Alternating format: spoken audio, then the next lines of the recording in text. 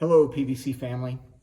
There is this fascinating passage in the book of 2 Kings that I want to read for you. It's found in 2 Kings chapter 7, starting in verse 3. It says, "Now there were 4 men with leprosy at the entrance of the city gate.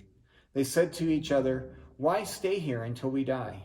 If we say, we'll go into the city, the famine is there, and we will die. And if we stay here, we will die. So let's go over to the camp of the Arameans and surrender. If they spare us, we live. If they kill us, then we die.'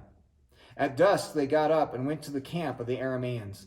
When they reached the edge of the camp, no one was there, for the Lord had caused the Arameans to hear the sound of chariots and horses and a great army. So they said to one another, 'Look, the king of Israel has hired the Hittite and Egyptian kings to attack us.' So they got up and fled in the dusk and abandoned their tents and their horses and donkeys. They left the camp as it was and ran for their lives. The men who had leprosy reached the edge of the camp, entered one of the tents, and ate and drank. Then they took silver, gold, and clothes and went off and hid them. They returned and entered another tent and took some things from it and hid them also. Then they said to each other, 'What we're doing is not right. This is a day of good news, and we're keeping it to ourselves. If we wait until daylight, punishment will overtake us. Let us go at once and report this to the royal palace.' So the Arameans have brought their army, and they have put this siege around the city, and they are attacking, going to war with the Israelites. And so the king and the rest of the people have sought refuge within the city. But these 4 lepers are outside the city. And as they look at their situation, they see that we do not have great prospects. One of them speaks up and says, 'Well, we can stay here and die. We can go in the city, but there's a famine there, so we'll die. Or we can surrender to the Arameans, and maybe they'll let us live, maybe they'll spare us, or else we die.' This is not a very compelling vision, but these 4 guys decide, you know what, our best option is to go to the Aramean camp. But when they get there, they discover that God has done this amazing thing. He caused the Aramean army to hear the sounds of another army, and they are overtaken with fear and panic, and so they flee and leave everything behind. And so when these guys enter the camp, everything is there for their taking.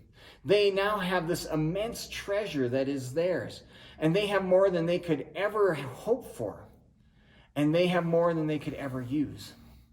And like many of us, I think in that kind of moment, they start to live it up. They're eating, they're going into the tents, they're taking what they want, and there's so much that they're actually going and hiding it. But then they pause long enough to realize, you know, what we're doing is not right.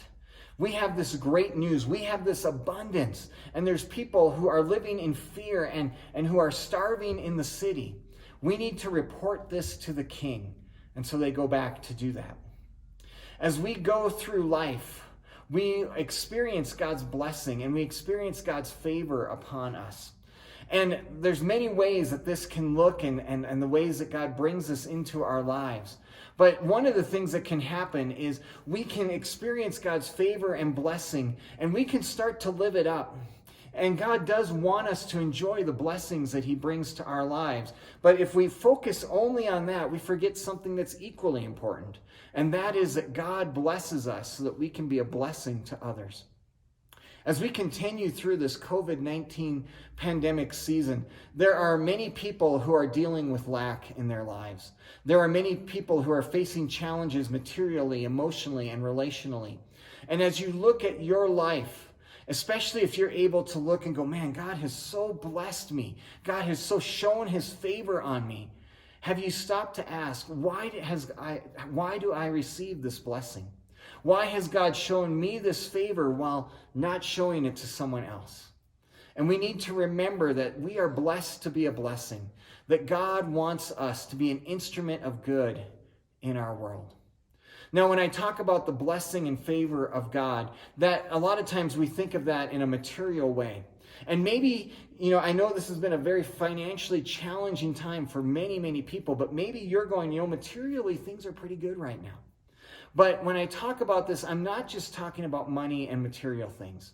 If you have a relationship with Jesus, you have an abundance that you can give from.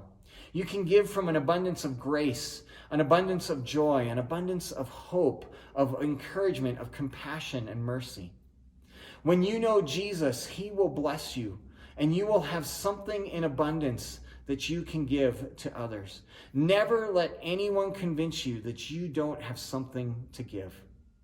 Church, we have what the world needs most right now. We have hope, we have encouragement, we have faith, we have compassion that we can give. Let's let our light shine. Let's let people see the goodness, the glorious nature of our God. Let's see what God can do through us as his instruments to bring faith, hope, love, and encouragement, mercy to others in our world today. We will get through this season, and life is not going to stay this way forever.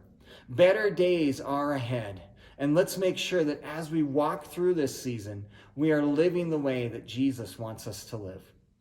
And as we think about that, I want to remind you and give you an encouragement to take part in the National Day of Prayer that's going to be happening tomorrow. We have a community online event that's going to be happening through Facebook. The page that's going to be the host for this is called Together in Pagosa. And there is a link on our Facebook page. We had a post for that today. There's also been a link for that in the messenger, or you can just search that, Together in Pagosa, to find that. But we're going to have a few videos from some community leaders as well as some posts to help guide your prayer time for our nation. We'll also have a link and be showing the national prayer service that's going to be taking place in Washington, D.C. tomorrow night. And that will be shown live on that page from 6 to 8 p.m. tomorrow evening. And I encourage you to be praying for our nation, not just tomorrow, but every day. Our nation, our world needs God's people to be seeking him in prayer. And I hope that you'll take part in whatever way you're able to. I hope you have a great rest of the day, and we will see you back online Sunday morning at 9 a.m. for worship.